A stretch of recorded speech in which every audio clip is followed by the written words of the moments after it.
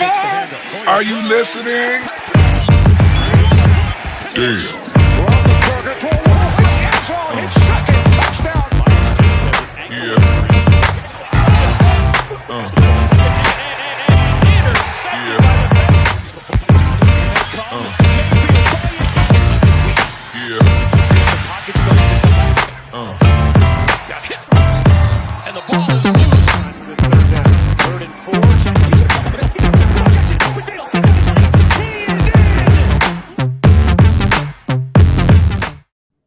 Welcome to another edition of the AFC North Talk. My name is Tony, AC, and our guy Q. He's coming. He's just running a little late, but he is coming because I know. Shout out to all of you. I know how worried you guys get when one of us is not here, and especially if we're missing after a big game that week, and our team happened to get a loss. You guys don't let that go. Did that happen to you at all this year, Sonny? I don't remember. Was there a big racing team this year that you didn't show up for that? No, you obviously that was you. That was like you had the best excuse. Wasn't that the week you were moving to London? Yeah. Yes. So I think of all of our excuses for missing episodes, I think yours is probably top of the list. Yeah. Moving out of the country. Yeah, it happened to match. And I already said it to them. Like, that's right. I might not come. And it happened to we took an L. And it wasn't like you were rushing to get, hey, I'll make time for it this week. You had the excuse built in, and all right. Well, we can't make it. We can't make it. It's okay. Q will be coming. Q will be here. He said that he's on his way. But anyway, shout out to you guys. Down the Browns one ranking in this, though. I think if you were going to put them 3, I think they have to be 4 now because Q's late. I think that those are just the rules. I don't know if you guys, those are just the rules. Hey, I might be okay with that. That will might benefit AFC specifically. Anyway, remember, guys, super chats are available. It's a way for you to interact with us. If you have a question to derail the show, whatever, super chats are available. So thank you guys for being here. So last week, QB was the rankings, and it got interesting. And look, yes, it did. I have heard. First of all, I don't know if y'all has checked the comment sections on our previous video. Ace, you got a lot of love for the most part. I will say this. I wouldn't say that. I don't know. There was someone slamming me in there. There was some saltiness. I'm not gonna lie, but for the most part, Bengals fan represented. They did. They were very upset. They were very upset. They're hot. I know I'm an idiot, guys. I got it. I'm that Ravens idiot. But I will say this too, my guys. Remember, we have Twitter now, and we are putting polls in the Bengals. My guys, you guys represent. And I want to just very quickly before we go to our rankings, because I think this is spectacular. Let me make this bigger. Is this week's rankings you're talking about for wide receiver? Yes. Yeah. And I think it's even crazier than last week's. This is a blowout. Last week they finished. Baker actually made it first. Burrow second. Lamar third. And number 4 didn't have any votes, I think. But look, pretty much just Ohio versus each other. Pretty much. This is the wide receiver ranking. So if you haven't voted, go vote. We almost have 1,000 votes. So it's not like if you're a Bengals fan, don't vote. But if you're anyone else, go ahead and vote, please. Steelers and Browns edging there. Look at this by 0.5%, and we have 787. By the way, shout out to Puerto Rico. That's our area code. Bengals, man, destroying. So there you go. I'm going to make a lot of fans happy this week as well. I made a lot of Bengals fans happy last week, and this week, the comments are going to be on fire. Can't wait. So let's start right away. I'm going to go here with Ace. Ace, I'm going to just default to you. Who is your fourth? Sonny, I mean, you and Ravens Nation are not going to be happy with me, and it's going to be the Ravens. And I'll say this. Even though I've criticized the Ravens a lot in the past when it's come to the wide receiver position, not putting enough weapons around Lamar Jackson, I love what they did this offseason. I actually think that they do have potential to move up a spot during the season, but we have to see what's going on. And when you first look at this wide receiver core, it starts with Sammy Watkins, right? And Sammy Watkins, honestly, hasn't been good since 2015. That's the last time he had 1,000 yards as a receiver, especially with him living up to the hype. The issue with him has also been his health. but I still think that he's a great fit for the Baltimore Ravens. I still think that he brings a dynamic of respect that the opposing defenses are going to have and respect. But the thing is, when is he going to be here? That's been the whole situation with Sammy Watkins. He's always hurt. I made a joke that he probably broke a finger signing the contract with Baltimore when he signed there. The other guy that I really like out of this group is Rashad Bateman. He's got an 86 draft score from Next Gen Stats. He's got a 77 production score, and I believe an 84 athleticism score. He's the guy that I really am going to be paying attention to in Baltimore this season. I think that he will be the leader of that team to come. I think that eventually by year 2, year 3, I think it's his job to lose as far as the number one receiver in that room. And then you talk about Hollywood Brown, who's not a bad receiver either, but he's more of a Robin, right? And he's been solid so far. I don't think that he's heading down the path of a John Ross or some of these other guys who have not lived up to the hype. I think Hollywood Brown is going to be okay. And then you get to some of the other guys, and I'm going to say Duvernay, I still think that there's hope for him. But Miles Boykin has miles to go before he's going to be an average receiver in this league. And I think that that's where you start to look at it and you have a lot of question marks. So for me, when you look at the collective room, I think Baltimore has the potential, and that's if Bateman goes off, that's if Brown puts it together, that's if Sammy Watkins is able to put up maybe 600 or 700 yards. I think that would be solid for him and play at least 10 games. I think that it's possible for them to move up to 3, but currently going into the season, I'm going to have the Ravens at 4. Okay. Tony. Sonny, we got to get to the super chat. This is the greatest super chat. Yeah. This is the best super chat we've ever gotten. No, it is. No disrespect, but the only shining light Steelers fan has this year is that I would take the hat off, but I don't want to blind everyone in chat. Amazing. Easy for POTUS. That is the best super chat we've gotten in a long time. I appreciate it. We appreciate it too. I forgot. I laughed when I saw it, and then I forgot. All right. Take it with you. My number 4 for wide receivers, it's also going to be the Ravens. And I think, look, the Ravens have done a lot this offseason to try and upgrade now. One thing I should say off the top here. Say it off the top because it's going to come into effect later on in this list. I don't take rookies into account when I do these lists. I did that last year. I'm going to do the same thing this year. I'm not going to take any rookies into account. So yes, that is going to affect a certain other team who would be much higher on the list if I did take rookies into account. So I'm not, for this list, I'm not putting Bateman in it. I'm not putting Tylan Wallace, even though I think both those guys, when we talk about Miles Boykin, I think Miles Boykin is going to get pushed out maybe by Tylan Wallace. But for the purposes of this ranking, it's only I'm only taking into account Sammy Watkins as far as new additions.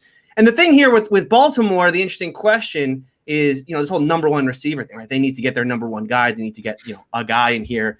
For me, I think what they have to do first and foremost is replace Willie Snead, right? Willie Snead was like their most dependable wide receiver. Now I know they have Mark Andrews and we talk about tight ends. We'll talk about that in a different episode, but he's very dependable as well. But Willie Snead had the highest passer rating when throwing to him of any of the Baltimore wide receivers. He had 33 catches, over 20 of them went for first downs, and he was very good run after catch. I think he was right. I think Duvernay might have had just slightly higher run after catch percentage, but that's what they really have to replace is Sammy Watkins, or excuse me, it's Willie Snead. And is Sammy Watkins going to be that player first and foremost? Is he going to be dependable in those big situations?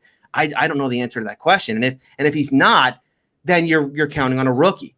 The thing about Sammy Watkins is, he comes in, this is a guy who early on in his career was very, very good. He played third fiddle on the Chiefs for the last couple of years, and he was just okay, right? I don't think anyone considers Sammy Watkins to be a top 20, 30 wide receiver in the NFL, even when he was on an offense where, exactly. So, and the thing is, he was in an offense where he was, we talk about Juju's year when he played next to AB, right? And everyone discounts the 1,400 yards he put up. I mean, Sammy Watkins never sniffed 1,400 yards with the Kansas City Chiefs, and that was with Kelsey and Hill over there. So that's the question. Is like, you want to believe that Sammy Watkins is going to come in to be your number one. He's probably a number two. Now you have these two number two guys in Marquise and Willie and Sammy Watkins. So, I don't know. For me, the rookies are going to have to play a big part here, but I'm not taking them into account for my rankings. Okay, so the difference from Tony, I do take the rookies into account. I just make them essentially an average receiver with a lot of potential. See, I don't any rookie, right? I did the same thing with Patrick Queen last year for the Baltimore Ravens. I did that for a bunch of every rookie. Saying that, I also had to rank my Baltimore Ravens at fourth, right? Because I'm trying here to be professional, non-biased. I think the Ravens have tons of potential as this rookie class, not rookie class, sorry, the receiver class. They went to a more dynamic receiving core. Love Willie Snead. No disrespect. Willie Snead, when it was third down and 6 or 7, that was the guy, even more than Mark Andrews. That was the guy that I wanted. He was shorthanded guy. It was the guy that Lamar looked sometimes at that third down. But other than those third downs, Snead fainted away basically in the games, right? Again, he was a dog. I love his tenacity, love his heart. Shout out to him. Hopefully he does great in Oakland. Duvernay, somebody that gets slandered in the show a lot, and we'll put some respect in his name this year. But Duvernay, I think it will be a more dynamic slot guy. And last year he was barely used. He was basically used for sweeps, and occasionally he went there. But he was a third-round pick. I love him last year coming out of Texas. I think he will be great in the slot. But not only that, I think if Bateman also shows production, you might see also Hollywood Brown go to the slot in a place where he has been able to put some damage. And then go Sammy Watkins and Bateman. Also with Sammy Watkins, I think, Tony, you were too kind to him. He's more in the 40s, in my opinion. Well, yeah, that's what I was saying. He's not even a top 30 guy. Yeah. Yeah. So Sammy Watkins is a solid guy, and he will have 2, maybe 3 great games, right, in a year, and that's why he still has a job in the NFL because of injuries and all this. But he will give you 2-3 years, 2-3 games, and I think the Ravens need that from Sammy Watkins early in the year. Because all rookies need some time, to get seasoned. I love Bateman. I think I told Tony about Bateman when we hadn't even started our first draft show. I said, Bateman is my favorite receiver. And then I know some of you guys talked to me about, Smith. And I said, no, I'll take Bateman over Smith. And I still think that, right? So saying that, Ravens for me, pains me to say, I think it's 4, but hot take. They're not gonna be 4th at the end of this year. It's gonna be 4th. Possible. Because they might have some butterfingers. But let's go here with a super chat. Billy Joey, shout out to you. Thank you for those 10 pounds. Another UK guy here. Don't sleep on my man, Winter Soldier Brown. Ravens still 4th unless we get Julio. Then we 2nd. LL, great show, guys. Always. After Steelers. This guy just hit everything. Shout out to you, man. Thank you for those 10 pounds. I agree with them, though, that they definitely move up if they get Julio. That's what is the latest on that? Is there any movement there as far as chatter between the Ravens and Atlanta? No, I will be shocked if the Ravens get Julio.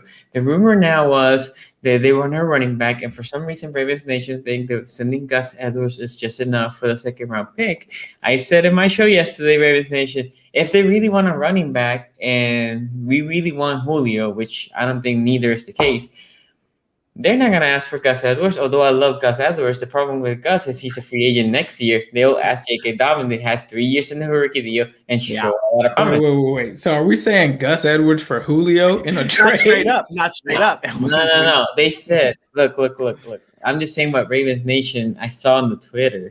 And that they were saying Gus Edwards and a 2nd-round pick. That was people were just saying because apparently Atlanta was a running back. And I said, if it's really true that they want a running back and a 2nd-round pick might be sufficient, it's not going to be Gus Edwards. Oh, yeah. I mean, Gus Edwards is a decent running back, but, I mean, you can't throw him in a trade with Julio Jones. I love Gus Edwards. My problem is he's a good running back. Even if you consider Gus Edwards to be the same as JK, that's just for sake of argument. They're the same. Gus Edwards is free agent next year, so you have it's a contract year. Yeah. J.K. Dobbins has 3 years on the rookie deal. What about the salary cap implications for the Ravens? Aren't there salary cap implications as well? Yeah, I mean, I think with it being June 1st, I'm not sure. I think it's changed a bit. Oh, right. Yeah, because you can push half the money to next year. But the June 1st, I think, is more for Atlanta, right? they can split the cap. For the Ravens, in the case of the Ravens, whoever gets him, I think it's about 15 mil. The Ravens are around 9 right now, so I mean 6 mil. That's doable. Doable. You got to restructure some guys, but they still. I mean, they're still talking about the Ravens potentially bringing in like Justin Houston and those guys too, right? So it's not like the Ravens are necessarily done. That for me will be the better move. That's just. I honestly, I personally, I had to disagree with you on that, Sonny. I think if you can get Julio, that would be better, just because the way that you guys play defense, you don't really need a Justin Houston with how you guys blitz your linebackers. I think a Julio Jones would add more value to your team versus Justin Houston. That's not to say that Justin Houston isn't a good addition, but I just think that Julio Jones completely moves the needle for this team. And I think after that, this is a guy that came from a run-first offense in Alabama, right? A lot of people forget that. I think that he would be great for your team and that he would definitely move the needle for Lamar. Yeah, it's not that I disagree. I think my biggest problem or my biggest concern is basically then the Ravens offense has to completely shift. I think there's going to be a small shift for this Ravens offense. If you get Julio, you're essentially saying you're going to do a complete shift. I don't know if this team is just ready to just do a 180 on offense. Or if you don't, then is Julio willing to do the whole, you're only going to get 60, 70 targets this year when you're used to getting 100, 120? So I mean, there's concerns there, but anyway, obviously, if we would have gotten Julio, yes, I mean the rankings. In theory, you can say the Ravens are 2 or 1, right? One question I gotta ask, not to delay this anymore, but I heard that there was a rumor going around about something AJ Brown said about Lamar Jackson. Is that true? Did he really say it? Where's the video evidence? I have found no video. But oh my God, the people ran with it. It looks like this rando, the Titans fan, which I guess it was a clickbait, I think. And then because actually, if you go to AJ Brown, he answered and said like, "Yo, I ain't saying that," and he didn't say what they were saying, but he put like a message like that, and it was very convenient because obviously people were talking about this. I tried to look for this video, and apparently I think the guy was claiming that he said it out live, but I looked into his IG and I couldn't find nothing. The claim for those listening, and I don't agree with this, the claim was that he called Lamar Jackson a running back in the video. AJ Brown did? That's what the claim is. He said, why would Julio want to go to the Ravens when they have a running back at quarterback? Something to those lines is the quote this guy said. Which I was surprised because AJ Brown doesn't seem to me like that guy. And AJ Brown's in our comments. I had to scroll up a little bit, but well, our comments are a different story. Yes. Yeah. But look, I tried to find this video. I couldn't find it. Look, and that's the thing. You go live on Instagram, right? You're going live, but that stuff's people are recording that, especially for a player. Yeah. So if he said it, there would be a clip. It would have gone viral by now. Yeah. Exactly. And I couldn't find it anywhere. Yeah. Anyway, before we go to number 3, Tony, talk today about our sponsor. Oh, of course. Father's Day around the corner. You probably need a gift for a hairy dad. Make your dad proud this year and get him and yourself the Manscaped Lawnmower 4.0. Look, I got one right here, the new 4.0.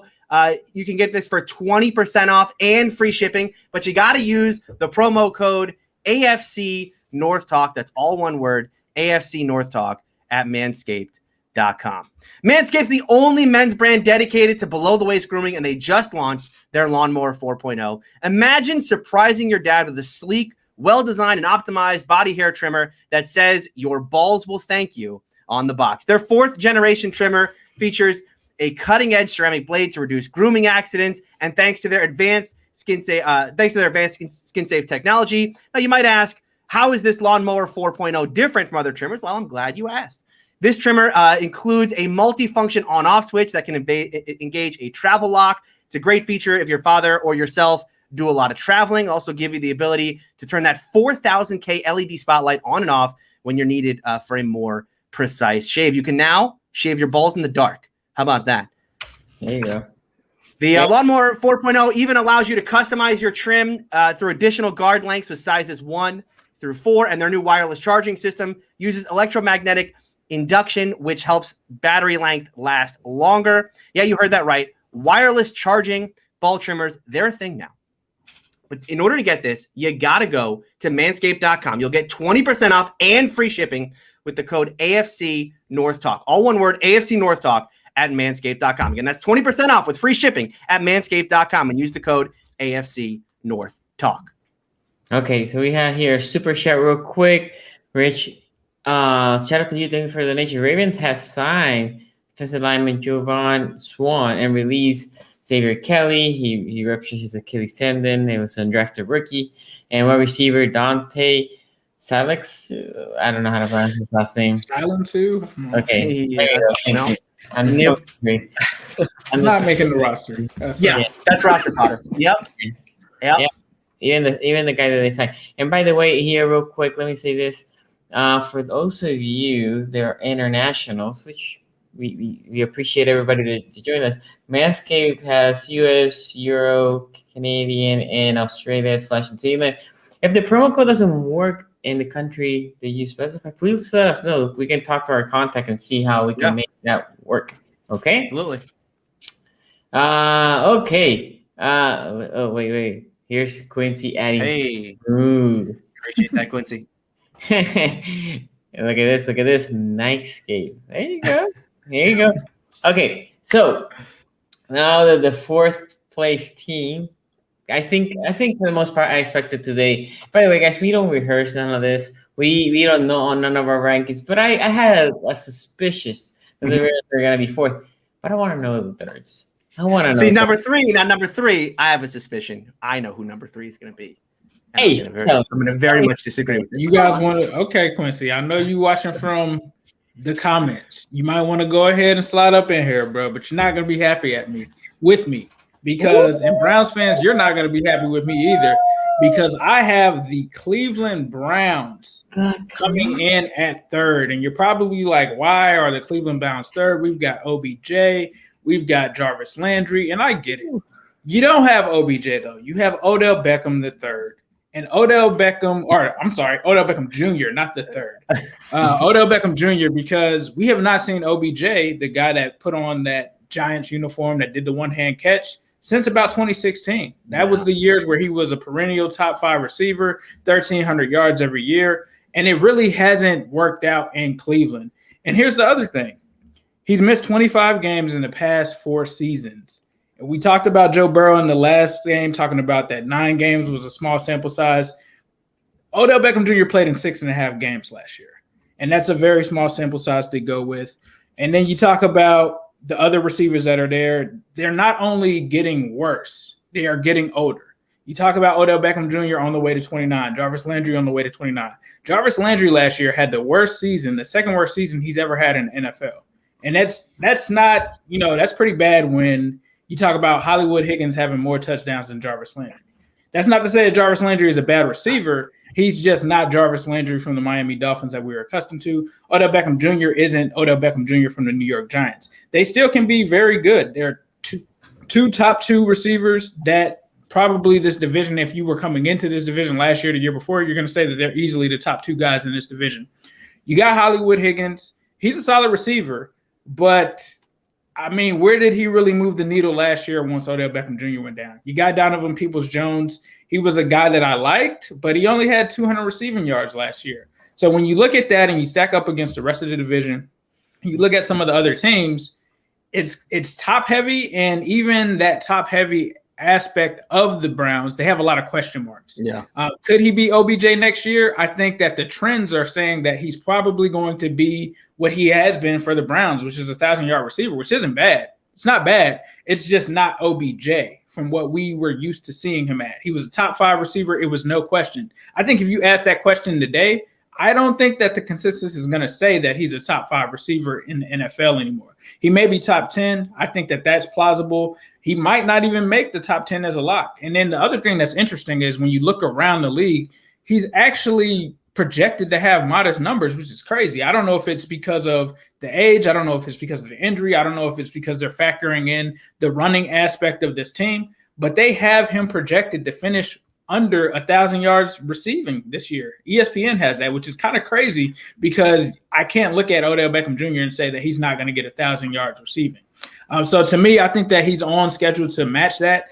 And when you match that, you're looking at other guys in this division like Deontay Johnson. You're looking at Chase Claypool. You're looking at T. Higgins. Those are the numbers that he's putting up. He's not going to be putting up DeAndre Hopkins numbers. He's probably going to be putting up Tyler Boyd, and that's not bad. Juju Smith-Schuster numbers. He's just not that guy that he was anymore. And Jarvis Landry, you would think in a year that Odell Beckham Jr. went down and he had every opportunity that he was going to return to what he was the year before, which was the 1,100 yards, and he didn't. He didn't thrive in that aspect with having that many targets. And the one thing I'll say about Rashard Higgins is I think that he has better chemistry with Baker Mayfield than Odell Beckham Jr. does. Now, Jarvis Landry has that chemistry, but he still hasn't produced what we expect Jarvis Landry to do coming from the receiver that he's been for, the past decade. So with those guys getting older, they haven't projected and produced like they should have. This is going to be year, I think, 3 now with having these guys in there. Hopefully it gets back to where it is. But currently, looking at the whole situation for me, I'm ranking the Browns 3rd. Tony. Those are interesting points. I want to come back. I don't have the Browns 3rd, but I do want to come back to those points, Ace, when I do talk about the Browns, because you brought some interesting stuff about OBJ that I want to add to as well. All right, you want my number 3? Yes, I want. All right, I don't take rookies into account. So let's say I took rookies into account. Obviously, this team would be a lot higher.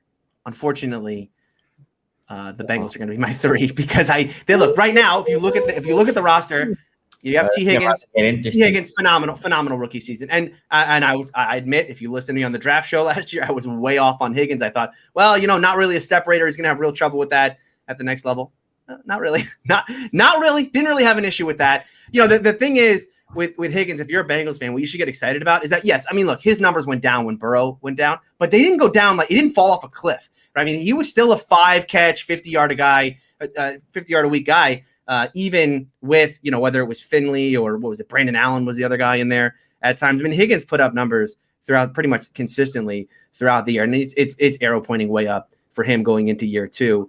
And then Tyler Boyd, look, he was hurt worse by Burrow's injury, I think. But I think, for having Boyd is such an important piece of Burrow's development, especially without a quality tight end, because, what you want for your young quarterback is that kind of safety valve type target, and having that dependable slot receiver in Boyd. Now I would call him, obviously he's much more than just a dependable slot receiver. He's one of the best slot receivers in the National Football League. But having that for Burrow, is such a big part. I think, those two kind of got going early on last season, and that's why his numbers fell off later on in the year. And, his ability to get open over the middle of the field, it should be no surprise. His numbers came down. I think he went from back-to-back 1,000-yard seasons to last year.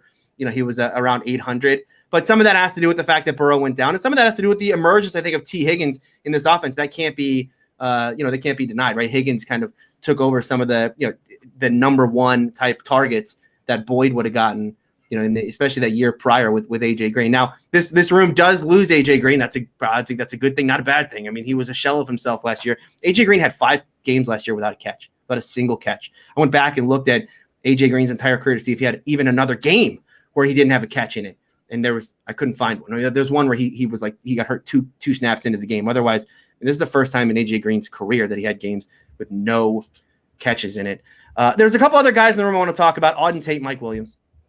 Mike Williams was an interesting piece the first quarter of the season, but he was really a non-factor down the stretch. And he may get more looks now, and Ace, you can correct me if I'm wrong here, but I think with Alex Erickson off the roster, Mike Williams kind of takes over maybe as that backup slot receiver, when if Boyd were to go down or whatnot, that may get him more reps because he was an interesting piece early on, but boy, his numbers, fell off in the second half. And then Auden Tate is a guy who I thought Auden Tate, especially when you looked at how poorly AJ Green was playing, I thought Auden Tate might even beat out AJ Green, on the depth chart to get more reps than him. That didn't happen. He barely made a splash. Then he went on IR. So, for me, look, I know this sounds silly to put the Bengals 3 because they just drafted Jamar Chase. But the reason why I don't want to just say, I think Jamar Chase is going to be a top 5, top 10 receiver, so they're number 1 on my list, right? Jamar Chase has 0 career catches. So let's just let him get a catch first. And then next year, obviously, this list is going to be very different with Jamar Chase on it because I think Jamar Chase is going to be a very good player. Okay, so before I get my take, please make sure you hit that like in this video. We only have 58 likes. Mike Thomas. I said, did I say Mike Williams? I meant Mike Thomas. Yes, you said Mike Williams. That's okay. Okay. you guys bring interesting points. Not you, Tony. I completely disagree with the Bengals pick, but you took rookies into account, so it's a little different. Not even taking Chase into the account, because I do take rookies into account, but again, not to the extent like right now. Chase might be a number one, but I take him into account as a depth guy at this point because, as you said, he hasn't done shit right now. He hasn't done it.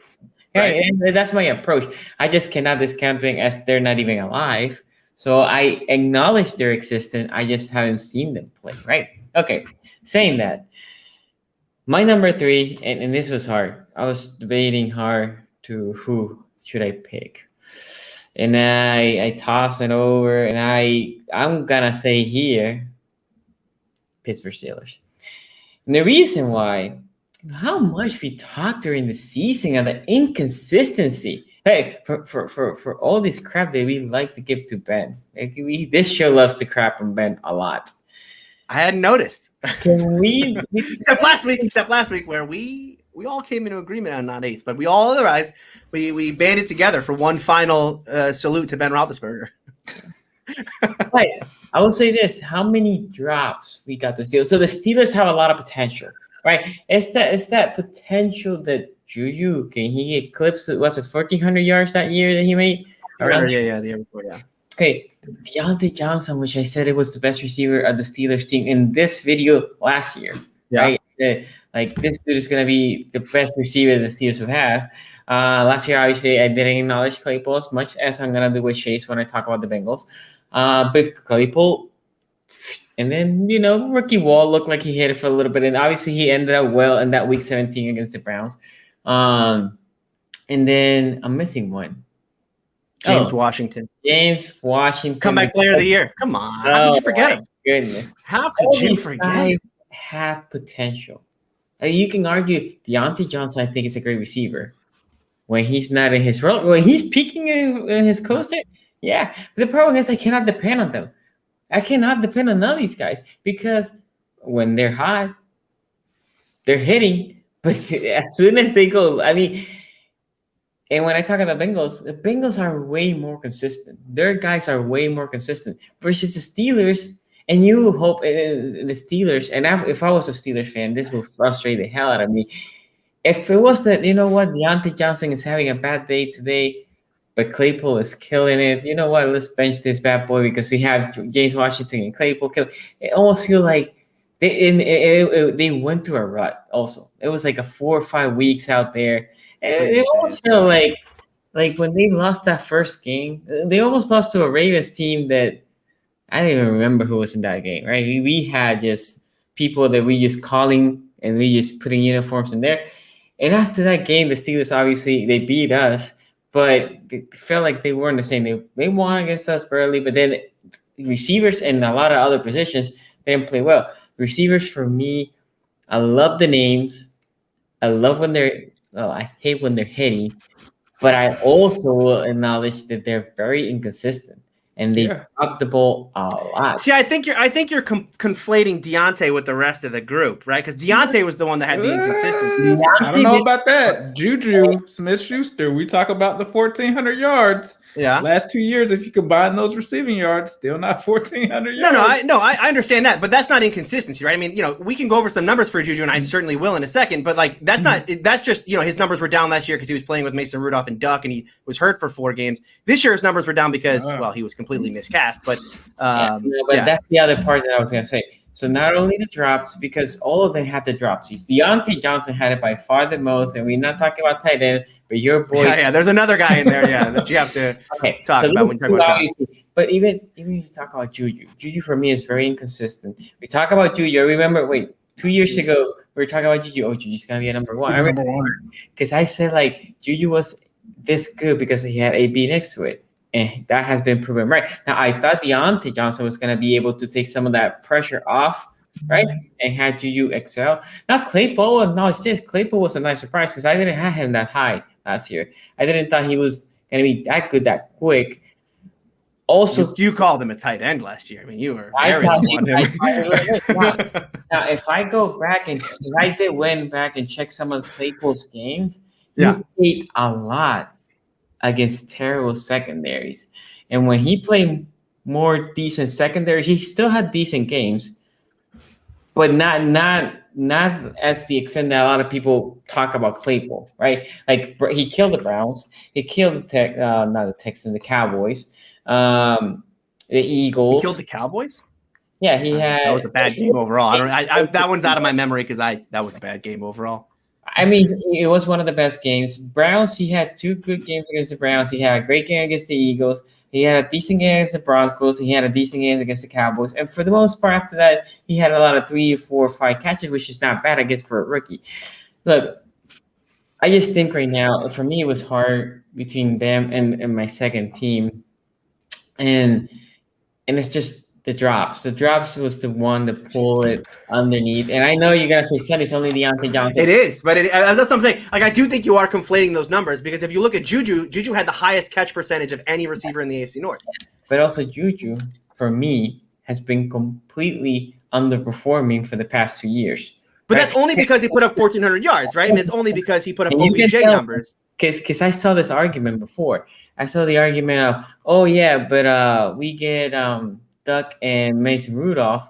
Right. Yeah, but the Bengals also, minus the time they play with Burrow, they had Tyler Boyd still playing great with whoever they had in the quarterback position for a while. So wait, hold on for a second. Here we have our guy Q. Oh, he's back. There he is. Yeah. I heard all of it, fellas. I heard all of it, and boy, do I have some things to say. But I'm gonna let Sonny finish what he has to say before I get going. I'm gonna go munch on this protein bar because I'm brother hungry.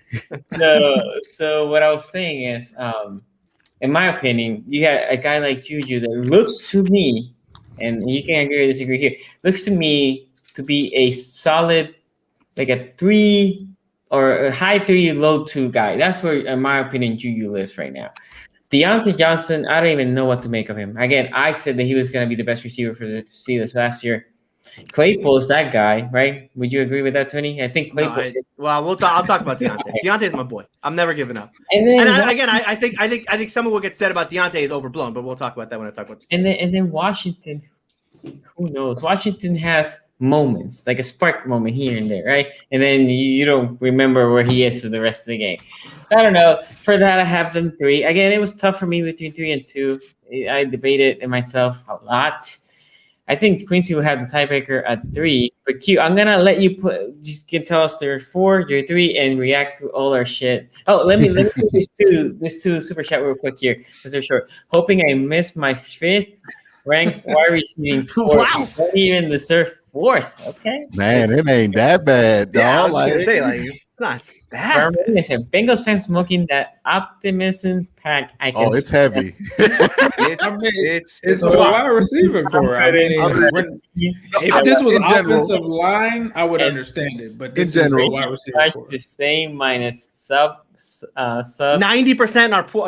90% in our poll. It's Bengals fans are very high, very high. This Bengal boy summer up in here. Look, man, I have been fighting them at this point. I'm just going to let them have their summer. Look, we know how this going to end in September. Like we know what's going to go down. But, let them have their summer. They feeling good. New stripes out. Let them get loose, man. Shout out to Bengal fans. Y'all have some amazing optimism that, the Browns fans also share in with you. And Raven fans also. And then, Steeler fans, they leave it the first half and they not winning. So, no respect there. But let's, by the way, I did a whole 10 minutes on the video I uploaded today talking about how Steeler fans are just nostalgia driven and everything. I'm sorry, Tony. I did none of that. Yeah, I'll make sure to not give that one a watch. I appreciate that. All right. The first thing I want to say before I get into my rankings is I think I'm surprised that there was so much interest for these rankings because I think that if there's one position group where every team's in a pretty similar place, I think it's wide receiver. I really don't think there's that big of a difference from the team that's going to be 4 to the team that's going to be 1. And I think this is a position that can be in complete flux all year. Because of some variables that each team has going for it. So if your team's 4 here, please do not get mad. Do not get angry. I still think I think all of these wide receiving cores as of now are probably not top 10, but not bottom, like not below 20. I think they're all kind of in between there in the middle of the pack, to be honest with you, when you look at them for what they are and what they've done so far and what you might project or might not project. And I am taking rookies into account. Yeah, I don't think no Ravens fan will get offended if you put us fourth. Yeah, so the Ravens are going to be 4. But this is a positive 4. This is a much better 4 than the 4 they had last year, because the 4 they had last year was atrocious. It was argued that they were not putting enough around, or not putting enough at the wide receiver position, and not developing, or not really just committing enough there. And it turned out to be one of the biggest storylines for the Baltimore Ravens, was that they didn't do enough there at the wide receiver position. I think they did more, right? You bring in Rashad Bateman. I like they got Tylan Wallace, Sammy Watkins.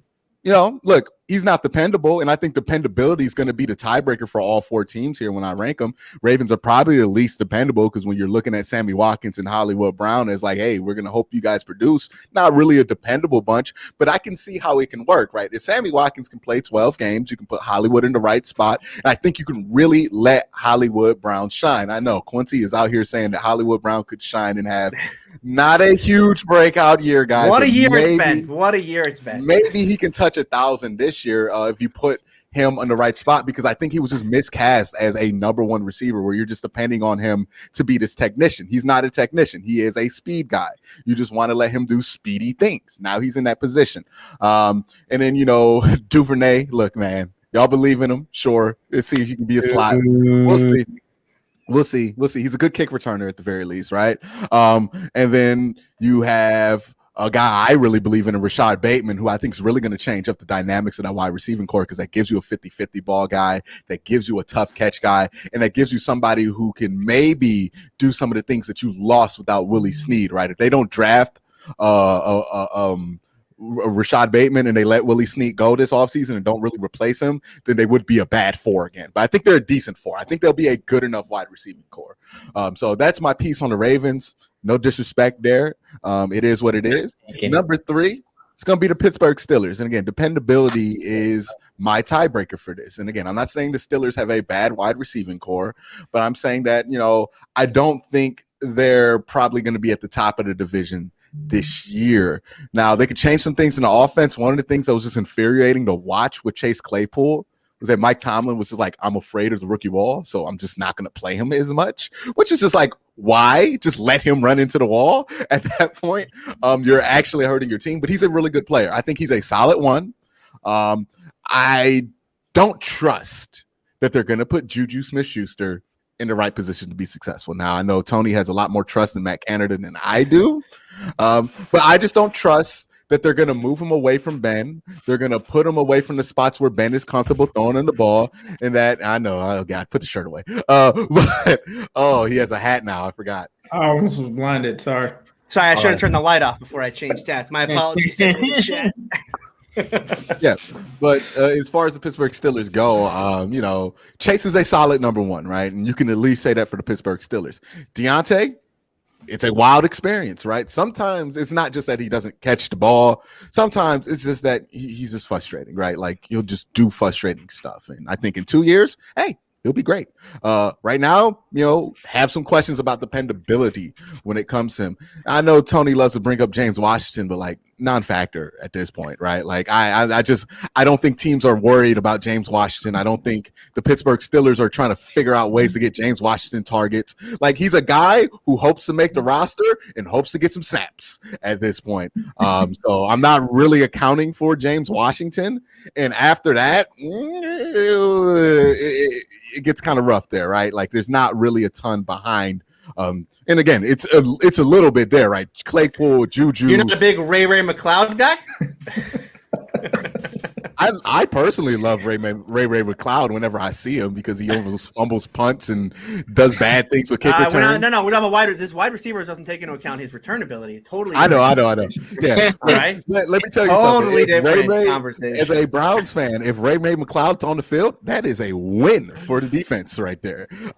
So yeah, Ray McLeod, I'm not really as concerned about him either. I don't think they have a ton of depth, the depth that you would expect from a Steelers wide receiving core. And, I just really want to see Claypool be who I think he can be, which is, a real number one receiver with real number one numbers. And I want to see what they do with Juju. But given how they used Juju last year and given some of the head-scratching things they did with Claypool and just the Deontay Johnson experience, I just can't trust that they're going to be put in the right position. So I'm going to put them here at 3. That's the Deontay Johnson experience. That's what it is. No, I mean, I'm in agreement with you on that. That was my tweet. I think that was my most popular tweet last year, by the way. Steeler fans loved it. The roller coaster tweet. Yeah, I remember that one. Yeah. So here we have another super chat. Shout out to you, Jake Rocks. Thank you for the donation. Bengals should sign that Cobb Baker as an edge. That's a real funny 5-year-old joke, bro. Yeah, I was gonna say, we're going back to college. Like this is. Woo! You got me. God, going back a ways. Okay. You gotta give the guy credit for the research that he put in. Yeah. It's not even research. Everybody knows that. Come on. It would be like, hey, man, the Browns once drafted Johnny Manziel. LOL. Oh, yeah, dude, you burned us. Yeah, we're on. Was that in the same draft as Justin Do you Gilbert? know the Bengals don't have a practice facility, guys? Oh, let's get them. These are good. Keep going. Okay. Let's go now with number 2. Ace, who do you have number 2, man? Number 2, I actually had the Steelers, and that is because when you look at one thing that I take into account, it's not just with the quarterbacks with Ben or anything, is the age, and the age is a factor. And when you look at the Steelers, and I'm just going by their top 3 receivers, when you average it out, I think Sammy Watkins actually tips Baltimore as having, I think, the 3rd youngest if you take all of those guys into account. I'm going with the Steelers here because they do have a rather young trio of receivers. You talk about Juju Smith-Schuster, 24 years old. You talk about the other guys that they have in terms of Chase Claypool, in terms of Deontay Johnson. Definitely some young guys that haven't hit their prime yet. Maybe Juju has. I'm not sure if he has, but those other 2 guys, I don't think that we've seen what their ceiling is. As we have all stated, they have been inconsistent. But even with them being inconsistent last year, they still ranked up near the top of the division. So I think when you look at that, they have a solid group there. We talk about the other guys. The other guys outside of that is kind of why I kind of look at it and say, they're top heavy. You do have another guy that can come in there and do some things. But when you look at it totally, I think I give the Bengals, who obviously are going to be my number 1, the advantage with Tyler Boyd versus Juju Smith-Schuster. Juju Smith-Schuster, Tyler Boyd's never had a 1,400-yard season, right? He's never done that. But I would argue that he has been more consistent when you look at just the slot receivers. When you talk about the outsides, Chase Claypool, I think, has a world of talent. But we'll have to see what he does in year 2. And I still have to give the slight edge to T. Higgins over him, just slightly, not much. Both of those guys were both good. They were both steals in the 2nd round. And I think that they both have high ceilings. And so when you look at it collectively, it just really, for me, comes down to which 3 would I rather have versus those 2 teams. And I would side with the Bengals, but that's not to say that the Steelers don't have a ton of potential there. And even when you look at the numbers, whether it's next-gen stats or whether it's PFF, they're all near the top. All 3 of those guys on the Steelers are pretty much near the top. So it's hard-pressed for me to say that they don't have 3 guys that could consistently potentially be near the top. They could potentially be number 1. It depends on how the season goes. But I think the Steelers, for me, are number 2. Okay. Tony. My number 2. This is close for me between 2 and 1, actually. My number 2. So number 3 was the Bengals, obviously, because I don't take rookies into account. Number 4 is the Raiders. Number 2 for me is going to be the Cleveland Browns. So let's talk about OBJ because Ace, you brought up OBJ, a couple segments ago. Obviously he's coming off of that ACL tear. He's only 28, right? So he turns 29 this year. I think he turns 29 in November. So he should be fine, I think, coming off the ACL. I don't know that there should be a huge worry. I think there is a question for me, though, and Ace, you brought this up, kind of, who is OBJ at this point in his career? Because, you're right. When you start talking about some of the numbers he put up early on, right, 14, this is a guy who was not just putting up 1,400 yards a year, but the touchdown numbers were also there to match. I mean, this guy was a true, we talk about number 1, we're talking about a top 5 type guy when he's, 10, 12, 13 touchdowns. Point, honestly. Yeah, absolutely. I mean, he had the one-handed catch. He was on the cover of Madden the one year. Yeah, I mean, this kid was, the sky was the limit. Now, it's interesting to watch him go to Cleveland because the one question I have about him is he a requirement in this offense? Does OBJ fit for what Kevin Stefanski wants to do with this offense. Because you look at, obviously I spent a lot of time this offseason trying to study what Matt Canada wants to do with this kind of outside zone type scheme, the more the play action looks that you get off of that, right? Some of the schemes that you can run off that. And you look at some of the better teams in the league that have run this. You look at Sean McVay, what he's done. Not really on the top. I mean, they have Robert Woods, Cooper Kupp. These are good receivers, but they're not like the throw me the damn ball type receiver that OBJ, has been in his career, right? I am the guy. I'm just gonna, you get me in a one-on-one, you get me the ball. That is the play, right? It's not this whole like design it around. We're gonna, scheme guys open. You look at what San Francisco has done with guys like Brandon Ayuk and Deebo Samuel, right? None of those guys are considered to be these top receivers. Now you will look at the Atlanta Falcons years ago with Kyle Shanahan's offense and what he was able to do with OBJ. I look at OBJ last year. It's hard to gauge him in just the 6 games that he played because he was on pace, like you talked about. He was on pace last year for 850 yards, 900 yards. Last year was going to be another season right around 1,000. It'll be interesting. I'm more intrigued with OBJ in this offense because we talk about why did this offense look so good even without OBJ? And what I'm starting to come around on is the idea that not necessarily OBJ is not good for them or whatever. But maybe he's not really a requirement in that offense. And if he buys in, obviously he can, the sky's the limit for him. But I wonder if a guy like OBJ is going to buy in. Jarvis Landry, the analytics community are funny with this one. They like to call him a running back because of his yards per catch. He has had multiple seasons under 10 yards per catch, which is not a good number for a wide receiver. But, he has improved, and he really did improve last year. I know his total numbers were down, but if you look at the number of routes he ran, he had 2 yards per route run. Which I know is a weird stat, but it is a stat when you want to look at kind of, how effective guys are, how efficient players are. That was one of the best numbers in the league Jarvis had last year, and that's without OBJ. And I think he is very much the kind of receiver, that kind of dependable receiver that you want in a Baker Mayfield offense, and you also want that in a Stefanski offense where you're kind of scheming guys around. Rashard Higgins is super underrated. He's I don't know where I would put him as kind of like ranking him around the division, but I don't like the idea when we start talking about, OBJ went down, and so Baker was thrown to Jarvis Landry and a bunch of other guys. Like Rashard Higgins is okay. I don't think, Rashard Higgins should be considered down there with some of the other, there were legitimate scrubs out there at one point for the Browns. Rashard Higgins, not one of them. And then the other guy to talk about here, of course, is Donovan Peoples-Jones, who put up an insane yards per catch, 21 yards per reception last year. He was a deep ball guy, obviously. But, he has just 163 reps to his name so far. He didn't, he kind of got going in the second half of the year, just 23 targets. So he's one to watch this year for sure. And I think if we start talking about, hey, OBJ gets traded or, all those rumors keep going, like Peoples-Jones fits pretty well with what they want to do in this offense, especially if he's not going to be, I think the issue for me in Stefanski's offense is if OBJ starts doing like, hey, I need the ball more, like you guys need to get me the ball. I think that's a problem in the kind of offense that Stefanski wants to run. But Peoples-Jones could be a solid outside guy as he showed last year. So that's something to watch. But overall, for me, they're the number 2 wide receiver room. Q. Yeah. So I was listening to everything that A said when he put the Browns, I think, at 3rd. And there are just some below the Steelers. No disrespect. Yeah. And then look, I don't think they're that much different any wide receiving core. So I'm not really upset or take exception to that. The one thing I will take exception was the characterization of Jarvis Landry. I think it's important to have some context behind his numbers from this year. One, he had a hip surgery. It was clearly bugging him throughout the first half of the year. I think if you look at his numbers past week 10 to the rest of the year and you average them out, you're getting usual Jarvis Landry type stuff there, which was very productive, especially at the end of the year. But you could tell he had a hip injury. Like every time he got hit, he would have to crawl off, miss 3-4 series and stuff like that. Like even during the Bengals game, it happened a couple of times.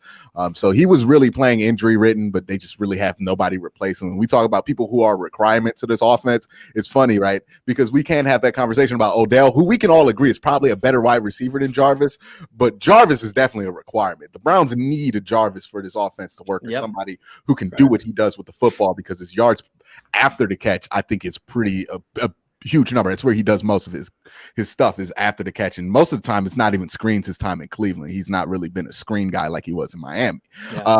So Jarvis, I think the world of Jarvis. I think he's the absolute right receiver you need. He was huge in the playoff game against Pittsburgh, and I think he was pretty decent against the Chiefs. So Jarvis is good. I think you're getting what you get with Jarvis, which is somebody who's going to play like a 1,000-yard wide receiver. He's going to be a more tough guy. He's going to be somebody who's really perfect for this system. Then we have the big question with Odell Beckham. Now, is Odell Beckham necessary in this offense? No, we found that out last year. He's not necessary, right? The offense can function without Odell. The offense can function. We've seen this offense in Cleveland function with Taylor Gabriel and Andrew Hawkins of all people, right? Like, these aren't the greatest wide receivers in the world. These are just sustainable pros. So this is an offense that is known for being able to work with lesser, or not, I don't want to disrespect anybody, but not as, not game-breaking wide receivers, right? We don't necessarily need the Julio Jones like the Ravens do in our system in order for it to work, because a lot of it is about the scheme and how the system works to get guys open versus Greg Roman, which is, I got 3 routes, baby, and I hope you're good at them. You know what I mean? I got 3 routes and 4 formations. Greg Roman and Randy Fichtner were sharing notes. Yeah, it's all about one-on-one ball with them. So, I think that's a key difference there. But let's go to this Odell conversation, right? Because when it comes to Odell, when he's coming off that ACL injury, which I don't think would be a big deal for him, he seems to come back from these things fine.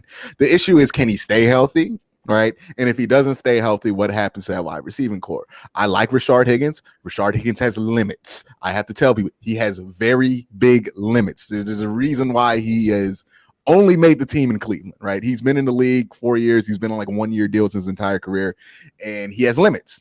And one of those limits is, one, I think he's a terrible practice player, because like coaches never put him on the field until he's on the field. I think he's a game day guy, so that affects his ability to get on the field. But also, he's not a especially great route runner. He's not a speed guy. He's just somebody who knows how to get open, especially if you leave him in zone, right?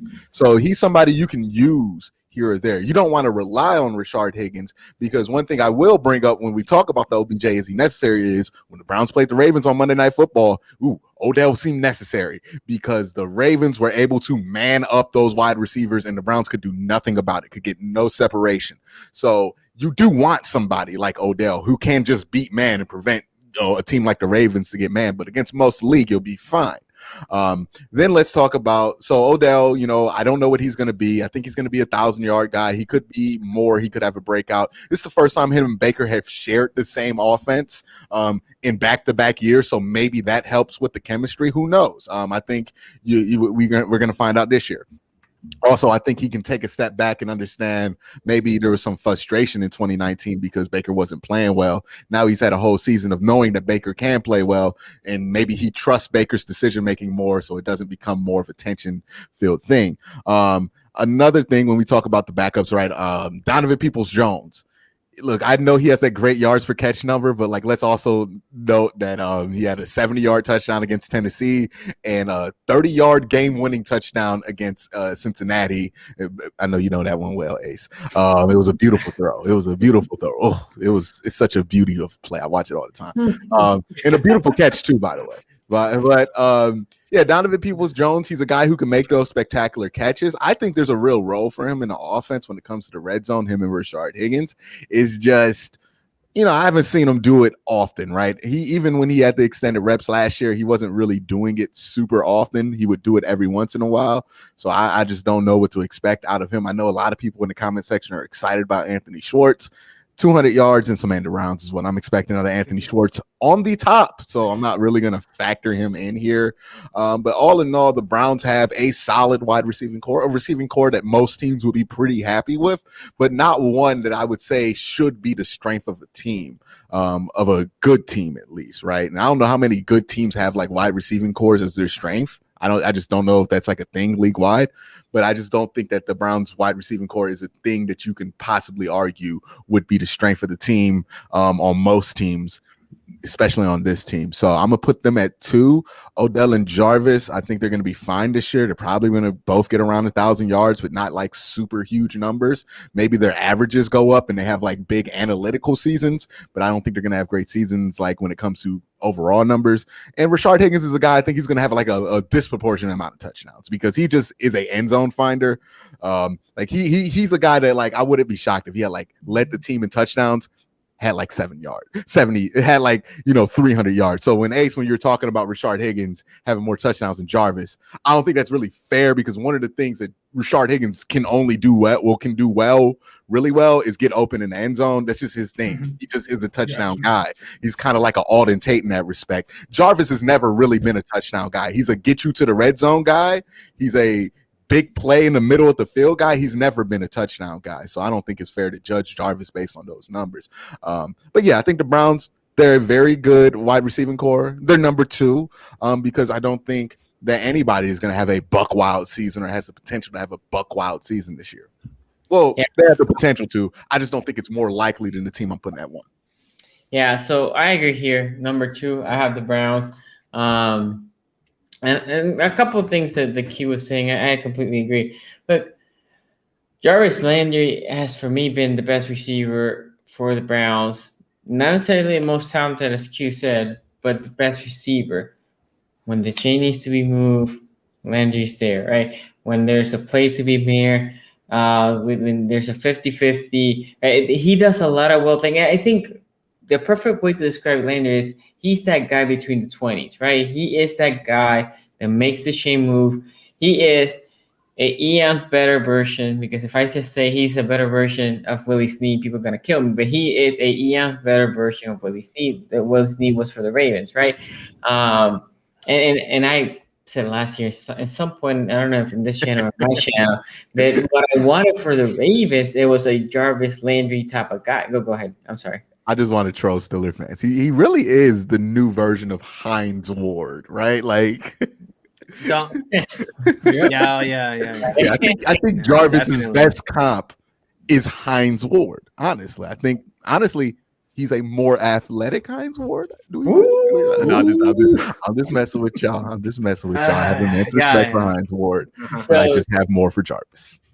So a little dig at the end. Okay, but look. So overall, I think the Browns, OBJ for me is an enigma. I agree here with the sentiment. Is I honestly think the Browns need him, but if he can somehow find the fit into this offense, if he can be the outside guy, and then mentally, if Baker can have it, like I don't have to force feed nobody. Because I think one of the things that Baker did well this year, he was free flow. Jarvis can get 10 targets, he can get 1 target. It didn't matter, right? And throughout all the other receivers, right, which there were lesser names, so obviously he didn't feel like he needed to force feed. But OBJ almost felt like, obviously not necessarily last year because he played very little, but in the case of Baker, felt like he needed to just feed Odell. If Odell can play here and Baker can have the same demeanor, then I think Odell will be great for this team because he still can be dynamic, right? And then he will be a better outside guy than anybody that they have. The question is like that. If he can feed nicely, then I think the Browns will have an incredible season with the receiving core. But if not, then that's the question. Then we'll see. The question that everybody asks, like, oh, is Cleveland better without Odell? Well, they look to play better. Not necessarily talent-wise, look they're better, but they look to play better. So the question is, can they play the same with Odell there? Because if they can, then they're going to be better than they were the year before. I think Cleveland, with Jarvis being a dependable receiver, Odell potentially coming back and be able to fit, and then the other pieces do just the necessary things to make this offense good. Right. So I think for that reason, I had him, again, for me, it was a struggle between them and the Steelers, but I had him just above the Steelers and number 2. Okay, number 1. And I know, well, by now I know everybody's number 1, but Ace. Right now we know all the number 1s. Yeah. Ace. For me, it's the Cincinnati Bengals, and I was just diving into some of the numbers here because it was pretty hard for me at least, when I was looking at just purely numbers, to decide between Pittsburgh and the Bengals. And I had to go back and look at it. And one deciding factor, it actually helped me uncover something. I think T. Higgins, I'm not going to say that he has the crown. I think that he's ascending for the crown of potentially the best receiver in the AFC North. Potentially. I'm not saying that he has it already. But one thing that surprised me was I didn't notice how good of a deep receiver that he was, because he's not really known for his speed. He got pretty much killed for his speed last year and his separation ability.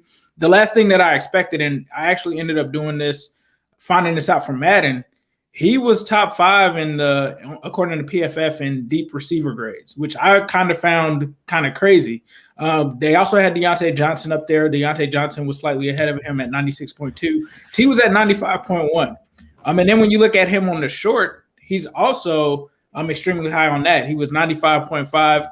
The only place where he didn't really show up was across the middle, and I think that this was with 50% of the snaps or something like that. He just wasn't on the list at all. In the line of scrimmage, he was 78. But he also was just amazing for Bengal standards. I mean, you guys see that I have this guy behind me of A.J. Green. T. Higgins was on a path to actually end up breaking A.J. Green's rookie receiving record the first year. He ended up falling, I believe it was about 60 yards short. And it's even more impressive when you go back and look at it. T. Higgins didn't play in the first 2 games of the season. Ended up having a very similar season to Deontay Johnson, which was up there. So he was very solid that year. And then also he had some other numbers that kind of stood out to me. 13.6 yards per reception, 8.4 yards per target, 936 receiving yards, 6 touchdowns. And this is a guy that missed 2 games.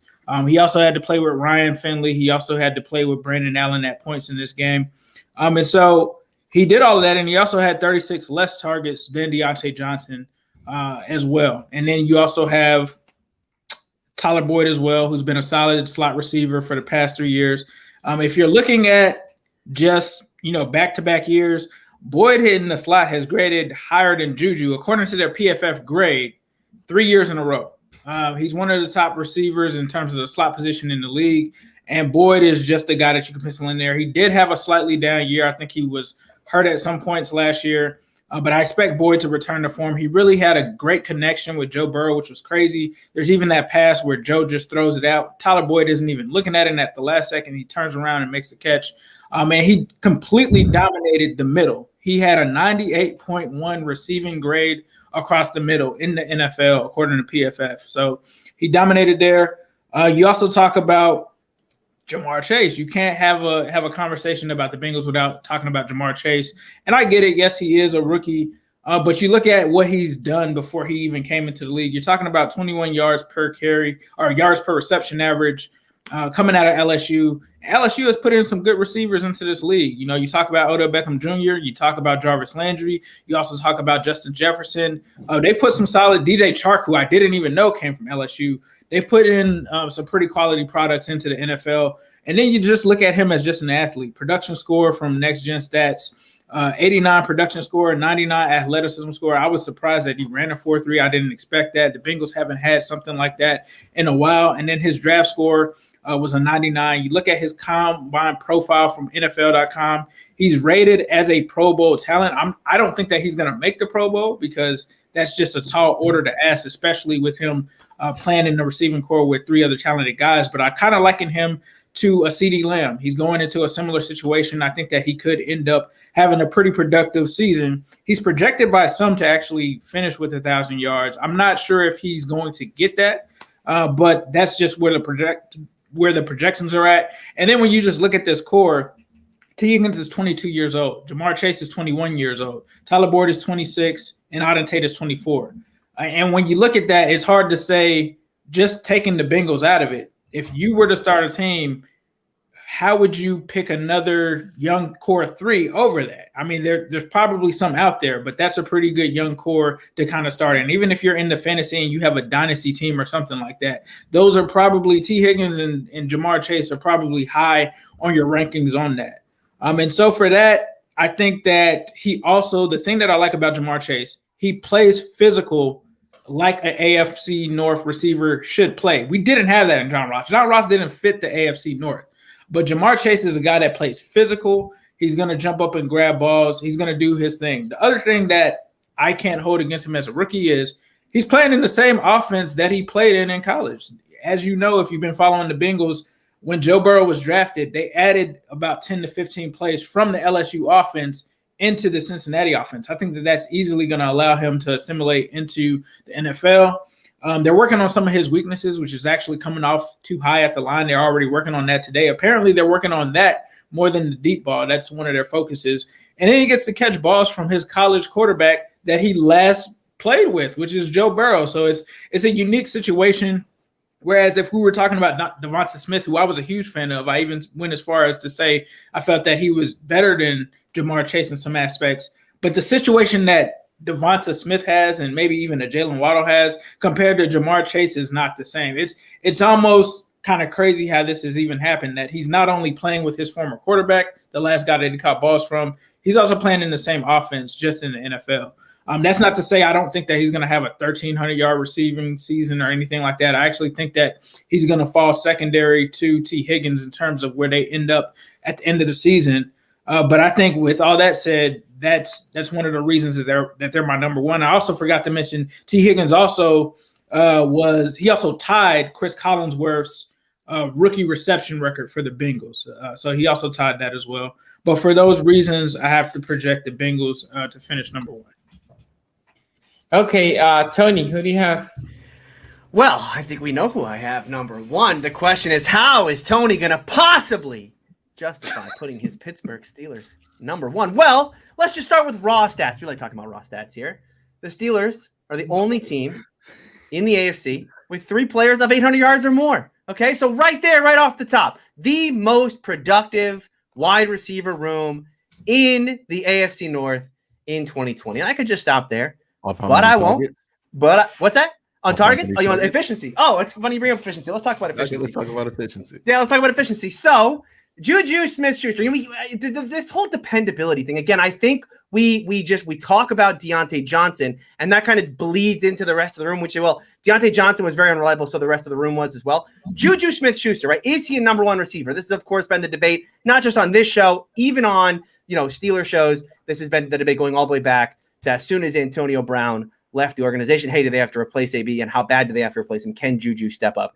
Can he be a number one? Now, the thing you want to look at when we talk about number one receiver is that dependability, right? If it's 3rd and 7, can I count on you to make a play? Well, let's talk about some of Juju's numbers. This is from last season, right? Again, down year, whatever.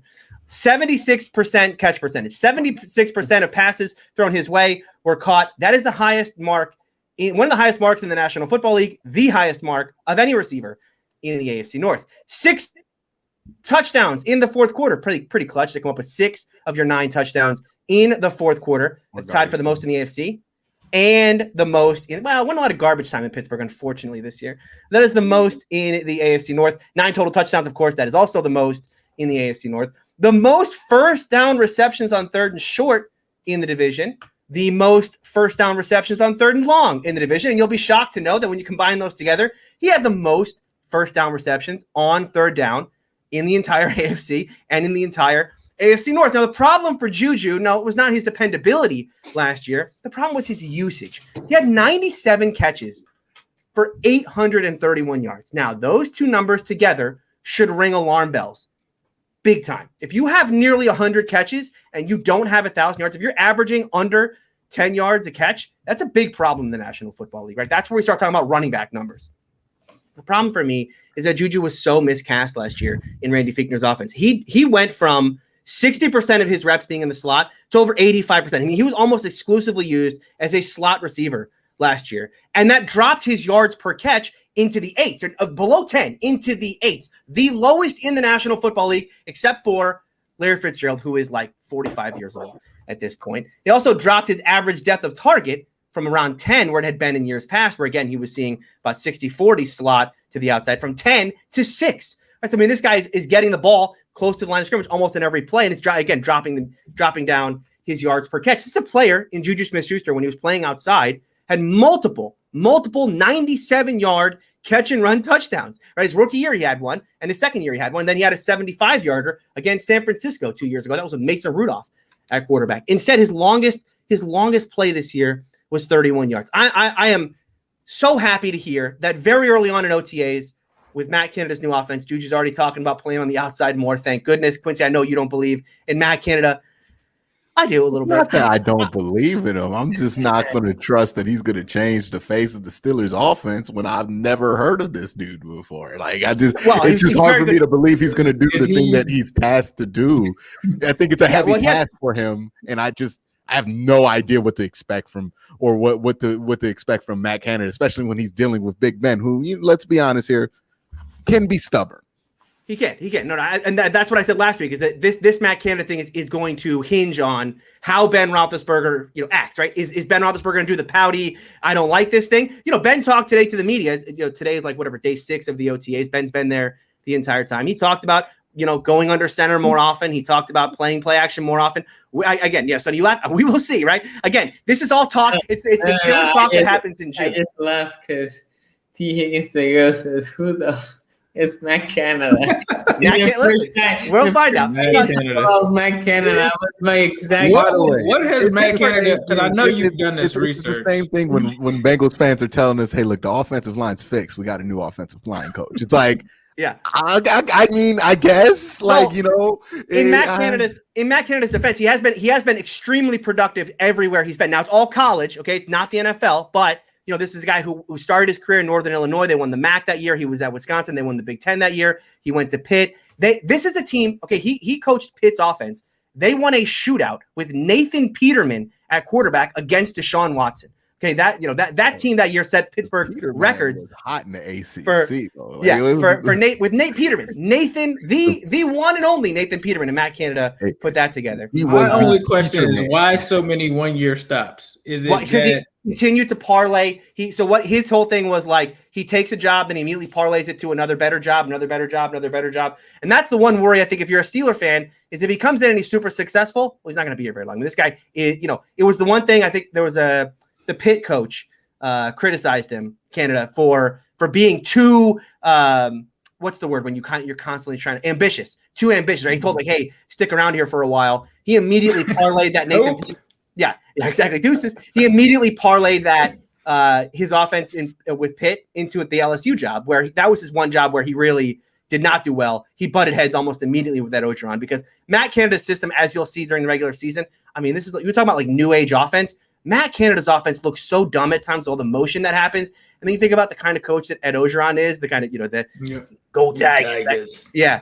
He's not all about the new age, he's out there thinking, what the hell are we doing? He took over play calling after about 3 or 4 weeks. And Matt Canada signed an NDA to get out of there. Briefly, Tony, I want to ask you this question because I don't think we've hit on it enough. Just Ben is more than we do, right? You have watched him, loved him, hated him at times. Like the pitfalls of Ben, and I'm not trying to be uncharitable here or anything. But with Matt Canada not really being somebody who's a big name when it comes to NFL coaching, right? And I think when you're a veteran in the NFL like Big Ben is, I don't think he really cares what he did in college. How do you think that dynamic's going to work? Because Matt Canada's saying we're going to do all this stuff that we know that Ben kind of hates to do. And we know Ben's going to say the right things right now because there's no reason to not. But do you see that becoming a problem? Because I think the biggest issues when it comes to Ben throughout his career is when he's just been he'll be fine for maybe a year with the guy. But then he gets to a point where he's beefing with the offensive coordinator, and that's where we see him throw 6 picks. This is what happened at the end of Todd Haley. Yeah. This is what happened at the end of Todd Haley that year. They lost to Blake Bortles in that playoff game. He started the game with two bad turnovers. I think that's the big concern is if it goes poorly, right? If Ben's struggling and he's struggling specifically with the offense, his completion percentage is down. He's throwing interceptions. He doesn't like it. I think, it's very easy for him to beef with Canada. But look, he knew when he signed that new deal, when he took the pay cut to come back and said, I'm not retiring, I'm coming back. This was after they fired Fichtner and after they hired Matt Canada. So he knew Canada was coming back. He knew what the intentions of the Steelers were, and he signed the contract knowing that. You have to believe what he was going to do, right? I mean, it is what it is. He was not. If he wanted to be the Steelers, it was just Matt Canada. It was just Matt Canada. Well, remember there was that rumor that the Bears were offering Ben Roethlisberger a deal as well. I don't have a lot of faith in Matt Canada, but I'm not going to the Bears where it's windier. Like I said, I think with Ben Roethlisberger in 2021, it's gonna count on what happens early. If this thing goes well early, I think you get a snowball effect. But if it goes poorly, well, it can very easily. That's why I said last week, I think Ben is either going to be one of the best quarterbacks in the AFC North, or he's going to be by far the worst quarterback in the AFC North. I just don't see this being like, well, he was fine. It was good. He was decent. I just don't see that. I think it's either going to be a booming success or it is going to be a colossal failure. All right. Well, I know we've taken a long time here. I'll zoom through the rest of my stuff here. James Washington he was top 10 in the league in touchdown percentage. This kid had 30 catches and 5 touchdowns. 5 touchdowns on 30 catches, 16% touchdown percentage. That puts him top 10 in the league. The problem for James Washington, I'm digging him up. Listen, I dig him up. James Washington. I put minutes. You and James Washington mama going to dig up stats. Damn right. Damn right. I'm going to town for my boy. And here's another stat for you. You want another stat about James Washington? Okay, how dumb Randy Fichtner's offense was. I wish the Steelers could rehire Randy Fichtner so he could fire his ass again because he deserves to be fired into the sun. James Washington ran the most, as a percentage of his routes, ran the most go routes in the league. 35% of all routes that James Washington ran were go routes. Why? Yeah. James Washington is 5'11" and has 4.5 speed. What are we doing? Gabe Davis, number 2 on the list, right? He's 6'2", UCF kid. He's been doing this since college days. 31% of his routes. The number 2 in the league. 31% of his routes were go. Damiere Byrd, 4'2" receiver. Mike Williams, 6'4". Darius Slayton, 4'3", and all the guys ran 30+% of their routes as go routes. Somehow James Washington is by far number 1 as a 5'11", 4'5" guy. Hey, Randy Fichtner, I don't know if you know this, but James Washington can run. He can cut inside sometimes. You can run him on an in route, an out route. You want to run something else, and it's all good, dog. No, he's basically strictly a go route guy. Fichtner's such a moron. Going over to Chase Claypool. Not Chase Claypool was a monster. We talk about his usage. He only had 400 reps. I mean, they only had 400 routes run last year. He had 100 targets. 1 out of every 4 reps he was out there, he was getting targeted. And he was a great deep threat. 11 catches of 25 yards or more. By the way, that's the most in the division. Chase Claypool was the best deep threat in the division right away. Mapletron is here to stay. And then we'll finish up with my boy Deontay Johnson, who I maintain the most talented receiver in the division. He's exactly what I look. There's a lot of different kinds of receivers in the division. The most talented receiver in the division. Yeah, right now. The most talented. Did I stutter? The most talented wide receiver. Didn't you guys call him AB? Is he still AB? He's still AB. He's AB, but he can't catch yet. Can't catch it yet. Wait, what? I think you need to catch to be a wide receiver. Somebody, hold on. We'll get to his catches. Somebody screen cap this so we don't have an AJ. Oh, please do, because I'm going to be vindicated this year, and I just know that's why I'm going all in on. I think this is what we needed. Put him back on. Let's go.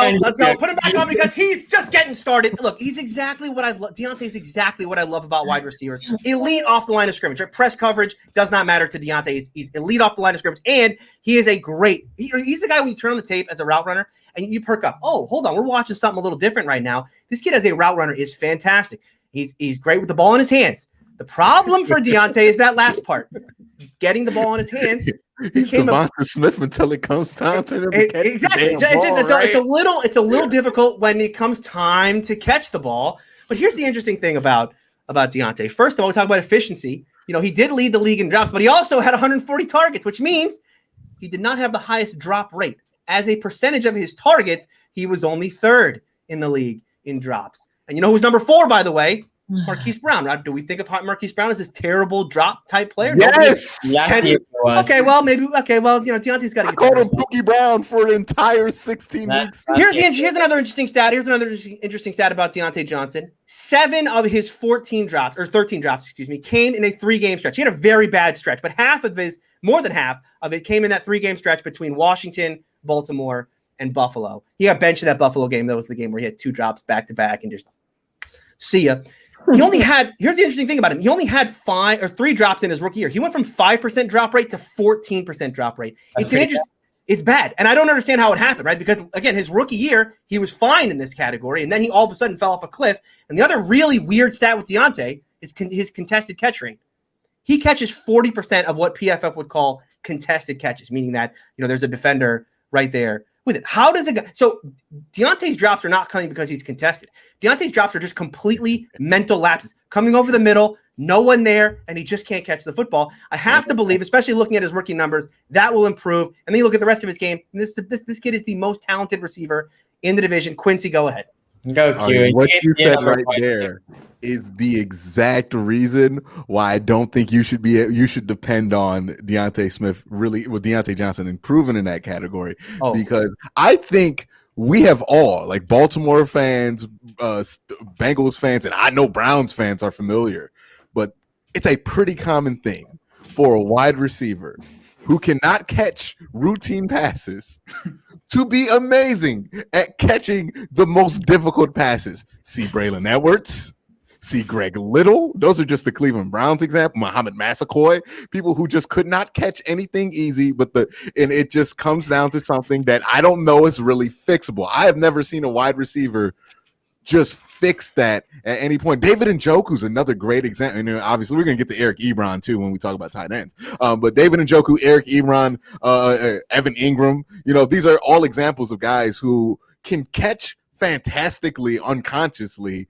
when they just have to make a great play. Yeah. But, like, when it comes down to I'm running the route, I'm wide open, all I got to do is catch it, it's some kind of mental hurdle that, to this point, I have never seen anybody overcome. Like, it will be like the Tiki Barber fumble thing, right? Where Tiki was like the first dude to stop fumbling for no reason. If he can conquer that, good on him. But I just have never seen somebody who has the dropsies in the specific way that guy has the dropsies. Like if he were just dropping contested catches, let's just stop putting him in contested catches zones and he'll be fine. But for him to be dropping these wide open, like, that just means you got the drop season. I've never seen somebody really fix that in a way. Now, if you have an example, I would love to see it, throw it out there. But I just know from as long as I've been watching football, I've never seen a player just fix that. Well, I would agree with that. But remember, it wasn't an issue for him his rookie year. I mean, his rookie year, he had how many targets did he get his rookie year, though? Like, I was just going to look it up. I think he had like 80. I mean, I don't think he certainly wasn't, he wasn't like a second or third fiddle or whatever. Well, he didn't get the corona last year. 86 targets last year. Yeah, 86 targets. But remember, it all came in a 3-game stretch. I mean, for the dropsies. Feels like he got in his head. Tomlin had the thing after the press conference, right? It was a weird 3 weeks for him. Otherwise, he finishes the year with, if he gets his head back on straight, he finishes the year with like 8 or 9. Still not good. Still way worse than his rookie year. Who's the best receiver in Pittsburgh? Deontay Johnson. Over Juju? Or Claypool? Yeah. Over Claypool. Again, and I'm going to die on this hill, okay? Maybe this year I get proven. Look, Claypool is the most athletically gifted. Oh, it happened again. Sorry. Oh, no, it didn't happen again, Sonny. It didn't happen again. You muted me again.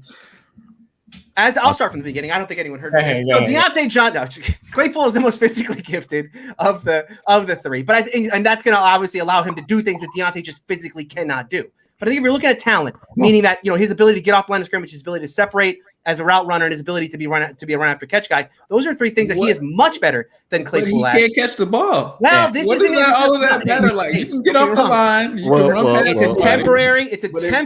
There's a temporary 3-game stretch weird thing that's going away. Matt Canada is going to fix that as well. Oh my God! I do think. No, but I do. Matt Canada is going to fix that. No, it's not. That was a meme. Obviously, that was a meme. It's like every time Russell Westbrook gets traded for somewhere. Every time somebody trades for Russell Westbrook, they're like, "Hey, we're gonna fix that jumper." Or Lonzo, it's Lonzo, right? We go fix that for him. He's gonna be a good jump shooter. But the problem is, if he had like 9 drops his rookie year and then it went to 13, obviously that's an issue. He had 3 his rookie season. It went up to 14 or 13 or whatever it is. So again, I don't know that this is more than just a 1-year weird thing. That's the variable. Is it because he was going against number 1 receivers? Was there a difference? And I'm not being funny or anything. I think it's one of the things where the majority of his routes were run over the middle of the field, right? And so it might have been an alligator arm type situation where he didn't want to get hit. Obviously, in Canada's offense, I think he's going to run less of that because Juju's going to play more, more on the outside, and so is Claypool. Deontay's probably going to get less reps. But we'll see this year. But again, I think just from a talent perspective, I'm going to die on this hill.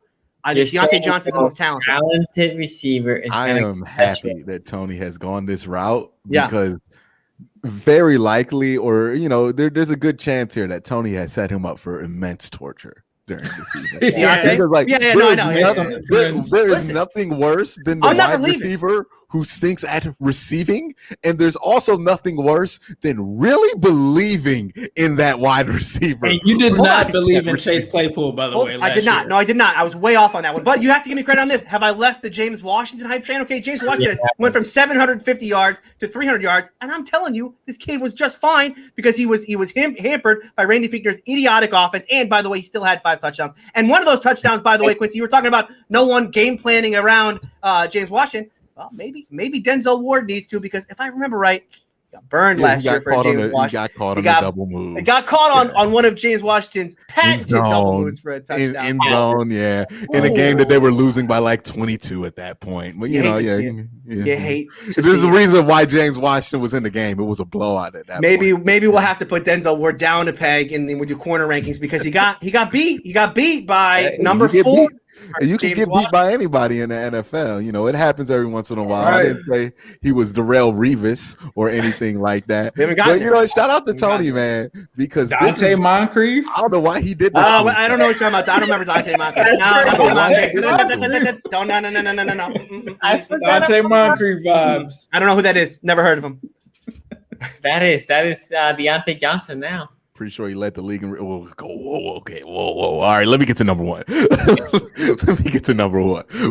We're just getting into slander here. Wide receiver takes, are a hot button for me. We're in an hour and a half in. We're going to go 2.5 hours today. 2 hours, man. I'll be brief. So, because I got the Bengals here and I don't want to gas Bengal fans up too much. Just kidding. Bengal fans, you can spend one episode of this show not being mad at me, because the Bengals are number 1 wide receiving core in this division. And I'm going to tell you, before the draft, I thought they were number 1, which was why I thought it was kind of silly that y'all drafted a wide receiver instead of a tackle. But nonetheless, that's an old argument, right? Here's the one thing that's been interesting to watch is we talk about the Deontay Johnson experience. The Bengal fans' experience on what they have been saying publicly about this wide receiving room has just been a ride, right? I mean, I remember at the beginning of last year, I was getting in an argument with one Zim Hude, who was telling me that T. Higgins and Tyler Boyd much better than Odell and Jarvis. I remember getting into that argument with him. Then the season happens. Y'all hyped them up. They had a good year. Y'all gassed the boys up. They did their thing. 85 always going to be open. I remember all that. And then we get to the draft. We need help at wide receiver. We're hopeless at wide receiver. We don't have that number 1 guy. Even though you said one of those dudes is better than Odell. But nonetheless, the wide receiver room, it was lacking. So we needed to draft Jamar Chase. And then y'all drafted Jamar Chase, and Bengal fans are like, we're loaded. We got the best wide receiver core in the league. It has been an experience like this and that. I have seen Bengal fans in the same month trash T. Higgins and Tyler Boyd, talking about, people think that they're this good. They're not even that good. They couldn't separate at all last year. They could get no separation. It was their fault why Ryan Lindley couldn't get the ball in him. And then go, what they going to do about that when we put all 3 of these Pro Bowl wide receivers out? I have no idea how to gauge where y'all expectations are with these wide receivers. But nonetheless, I think highly of T. Higgins, and I think really highly of Tyler Boyd. I thought highly of Tyler Boyd since he come out. I thought he was like he's pretty much Keenan Allen, right? Like how Keenan Allen was a guy who kind of got slept on, was a Heisman candidate in college, got drafted later on. Same thing happened with him because he had the DUI and in other situations while he was at Pitt. But I've always been a Tyler Boyd fan. Then you add Jamar Chase there, and the one thing you can say for sure that Jamar Chase is going to add, and not saying that the wide receiving core was lacking, but now you have somebody who can be a dedicated deep threat and somebody that, at least at the beginning of the season, you're going to have to worry about over top. It's the most complete wide receiving core of all of them, right? If we look at all of these guys, all of these wide receiving cores, Pittsburgh, you have questions about Deontay Johnson. Ultimately, we look at Baltimore, you have questions. I know you don't, but most people do. If you look at Baltimore, you got questions about Rashard Bateman. Can he step up? Hollywood Brown, Sammy Watkins, can he stay healthy? If you look at Cleveland, what's Odell going to look like? Is Rashard Higgins going to be this as good as he was last year again? And are some of the young guys going to step up? When you look at Cincinnati, their question is really, is Jamar Chase going to be a reasonable deep threat? And like, yeah, he's going to be a good deep threat. I know I'm not the highest on Jamar Chase, but like Jamar Chase will be able to be a better deep threat than John Ross was, right? Because he can play wide receiver better than John Ross did. How many yards he's going to get, the extent of that's yet to be seen. But they're a really solid wide receiving core. I hope that we really get to see what they got and that offensive line holds up so you can really get the best out of them, because I don't want to see anybody just fail and be terrible and miserable. I don't want that for anybody. But I have questions about how that's going to hold up, but we're not ranking the offensive line and how that's going to impact the wide receiving core. We're just ranking the wide receivers. And as far as wide receivers go, look, you'd be hard pressed to find a more complete wide receiving room. And unlike the Steelers, unlike the Ravens, unlike the Browns, you don't really have huge questions about any of these guys, right? Like none of these guys are worried about staying healthy. None of these guys are worried about catching consistently. Like maybe you're worried about Jamar Chase, but like you're worried about if Jamar Chase can do what exactly? Like if he can get 1,500 yards, of course that's a worry. But can he be a valuable deep threat that teams have to at least worry about? I don't think that's that big of a worry. Like he should be able to. He's fifth pick in the draft. I think they're really solid there at wide receiver. I think they can really, if Jamar Chase really is who they say he is, maybe they will be one of the best wide receiving cores in the league. But as of right now, they're definitely the best in the North. I don't really see a good argument to put them anywhere else. Yeah, let me say this. And before I get my take, guys, we had to put some people on timeout. We had to ban a user. We don't care you guys trash talk. We let trash talk go. We trash talk us. We don't care that either. Just violence. Don't cross the line. Do not cross the line, or you will end up timed out and banned like the guy tonight. Yeah, and we get chances as well. So just saying that. Okay, going back. Yes, I agree here with what Q said. Number one, Bengals. The Bengals have think about this. Chase essentially is, if he is your number 3, right? If the Bengals right now are asking him to be the number 3, that's a hell of a number 3. And I still like Tate, right, as your number 4th. Boyd, solid, reliable. I don't want to hear from Bengals fan in the 4th and whatever. I'm past that. But even that, solid, reliable guy is in the case of Boyd. And then T. Higgins surprised me, right? And the thing, it's funny because the Bengals have something that is very unconventional from the receiving core. They have more taller body receivers that are good. Most of the NFL that they have the good receivers are smaller receivers, right? We think about what Kansas City has been doing, but in the case of the Bengals, they went with taller, more bulky receivers, and they have been fantastic, which goes well for Joe Burrow. I love what Boyd has done from Pittsburgh. I agree here. I remember Ravens fans and mocking those drafts, saying, "Oh, can we get Boyd as in the second round?" Right, which obviously we didn't. And T. Higgins, I was surprised. I know a lot of Ravens fans wanted him, and I remember saying, "I don't think he's a number 1 receiver," meaning the first round pick. And boy, I was wrong. As maybe in the late second, we might be able to get him. Obviously, the Bengals got him first pick in the second round. He's been great for them. And now with Chase, you have a good trio there. And again, you're not asking Chase to be there as your number 1 receiver. This year, if he can be your 3rd best receiver, that would be great because the other 2 are consistently good. And I think right now, I agree with Q in this. There's not a lot of questions. The question is, can Chase play? Right? That's the question. But even if he has a hard time, the other 2 are good enough that you should not have this mountain of a pressure for Chase. Right. And he has the pressure that he's the 5th overall pick, but production, he's like, if you think about Chase in Baltimore, you basically like, yo, you're gonna be the number 1 receiver. We need you to blah blah blah. In the case of the Bengals, we need you to be good, but we have some time. We have the other 2 guys that can obviously do their thing. Anyway, I don't want to extend it too much because we have been here for over an hour and a half. I'm gonna just wrap it like this. This is the ranking for receiver for the AFC North. Ravens 4th. There's a tie for 2nd and 3rd. By the way, is this the first time the Bengals have ever been won in these rankings? I think so. No, I'm not. I'm not even trying to roast. I think this is. No, I think this is the the first time. They were one last year. Weren't they one last year for wide receivers? No, it was No. Browns. It was Browns. Browns. Number one Was last it year. Browns number one? Yeah, Odell was healthy going into that, Jarvis, and then Gotcha. So we And have. wait, did Ace and I both put them 1, didn't we? I put them 1 last year. I'm pretty sure. I don't remember. We had I think to. it's the first It was time the we got Browns. majority It was the one. Browns where the was it? majority Okay. was that the Browns were number one Okay. because Jarvis was coming off of that 11. Yeah, he had 1,200 1100 yards the year Yeah. before, and then Odell. OBJ Gotcha, had gotcha. 1,000. Yeah. Gotcha. So we have I Ravens, remember that was a big. That's why I got in an argument with Zim. Steelers, and Browns 2nd, tied for 2nd, and then Bengals 1st. And right now, our overall offensive ranking, we have Browns as the top team on offense, tied for 2nd, Bengals and Ravens, and Steelers last. That's the overall ranking, just between QBs and receivers, by the way. We're going to be ranking running backs, O-lines, and tight ends. This is why you have to subscribe to the channel and hit that bell. Oh, see, What are we son, doing? You're What are we setting doing? You're setting it up for another high Bengals poll. You got to go offensive line next show. What are And we then doing that next? way What, you running won't back? have the Bengals. Let's do O-line. Let's do O-line. O-line? I want to do O-line. I want to do O-line next Wait, year. no. Running back's gonna be volatile.